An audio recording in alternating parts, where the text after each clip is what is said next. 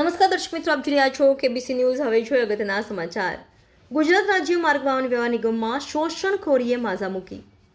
ગુજરાત રાજ્ય માર્ગ વાહન વ્યવહાર નિગમમાં સિક્યુરિટી શાખામાં હવે વોચમેનની ભરતી બંધ થઈ ગઈ છે અને આ સિક્યુરિટીની જવાબદારી પ્રાઇવેટ કંપનીને આપવામાં આવી છે.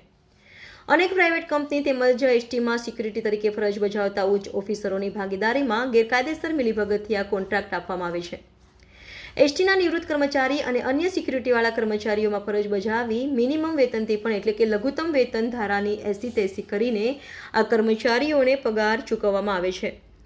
નિવૃત્ત કર્મચારીઓને પેન્શન ઓછું મળતું હોવાથી આ એસટીની સિક્યુરિટીની જવાબદારી સંભાળવા પ્રાઇવેટ કંપનીમાં જોડાઈ જાય છે અને સિક્યુરિટી પ્રાઇવેટ કંપની દ્વારા શોષણ થાય છે.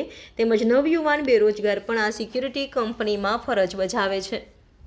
આ તમામ સિક્યુરિટીવાળાઓને મહિને 7,200 પગાર ચૂકવવામાં આવે છે. ગુજરાત એસટીમાં ચિરાગ સિક્યુરિટી સર્વિસ નામની કંપનીએ 7,200 રૂપિયા ચૂકવેલ છે. આ પગાર બેંક મારફત થતો હોય પુરાવા માટે પૂરતો છે.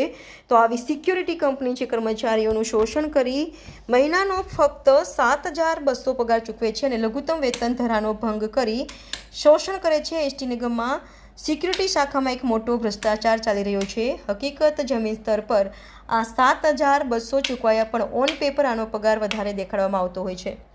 ફક્ત ભાવનગર વિભાગમાં આવા સિક્યુરિટીમાં ફરજ બજાવતા કુલ 40 સિક્યુરિટી કર્મચારી છે, જેઓને 7,200 જેવો પગાર ચૂકવી આ કારમી મોંઘવારીમાં શોષણ કરવામાં આવે છે.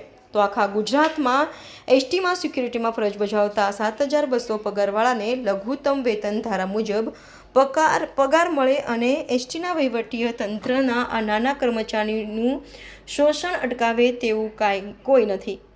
ઘણી વખત તો આ શોષણ અટકાવી શકે તેવા યોગ્ય સત્તાધારી નિજ પાર્ટનરશિપ ઘણી વખત હોય છે.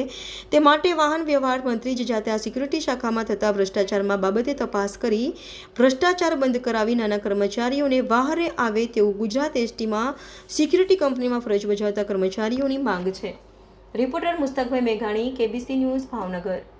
દર્શક મિત્રો, કેબીસી ન્યૂઝને લાઇક, શેર, સબસ્ક્રાઇબ કરો, બેલ આઇકન પ્રેસ કરો જેથી આપને નોટિફિકેશન્સ મળતી રહે.